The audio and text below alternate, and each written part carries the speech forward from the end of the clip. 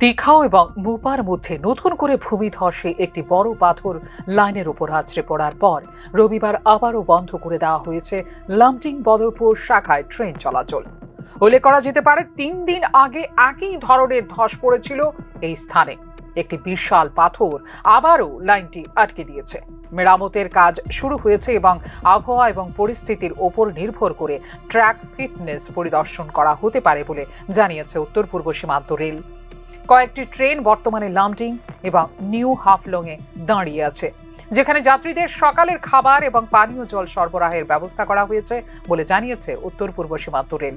বরাক উপত্যকাকে আসামের বাকি অংশ এবং দেশের সাথে সংযুক্তকারী একমাত্র রেল যোগাযোগ ব্যবস্থাকে আবারও বিকল করে দিয়েছে এই ভূমিধস।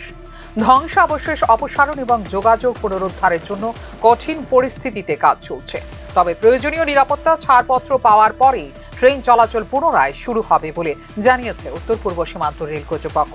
প্রতিদিনের যাত্রী চলাচলের পাশাপাশি খাদ্য, জ্বালানি এবং নির্মাণ সামগ্রীর মতো প্রয়োজনীয় সরবরাহ পরিবহনের সুবিধা প্রদান করে লামটিং বদরপুর লাইন। এই অংশে ঘন ঘন ভূমিধস একটি উপর্যুপরি সমস্যা তৈরি করে, যাতে ব্যাপক অসুবিধা এবং সরবরাহগত বিলম্ব হয় সমগ্র অঞ্চলে।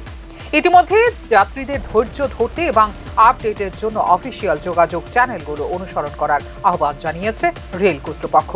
আগামী দিনে আরও বৃষ্টিপাতের পূর্বাভাস থাকায় কর্মকর্তারা এই কৌশলগত রুটের ঝুঁকিপূর্ণ অংশগুলিকে শক্তিশালী করার জন্য দীর্ঘমেয়াদী প্রশমন ব্যবস্থা পর্যালোচনা করছেন বলে জানিয়েছে উত্তর পূর্ব সীমান্ত রেল। ভূমিধসের ফলে হাতিখালি স্টেশনে আটকে আছে গুয়াহাটি টাঙ্গিয়া এক্সপ্রেস, লামটিং স্টেশনে আটকে আছে গুয়াহাটি শিলচর এক্সপ্রেস। গুয়াহাটি দুল্লবছড়া ট্রেনটি থামানো হয়েছে ল্যাংটিং স্টেশনে। নিউ হাফলং স্টেশনে দাঁড়িয়ে আছে আগরতলা দেওঘর এক্সপ্রেস। শিলচর গুয়াহাটি এক্সপ্রেস, যা সকাল 9টায় শিলচর থেকে ছেড়েছিল, 2 ঘন্টা দেরিতে চলেছে এবং আটকে পড়েছে নিউ হাফলং স্টেশনে।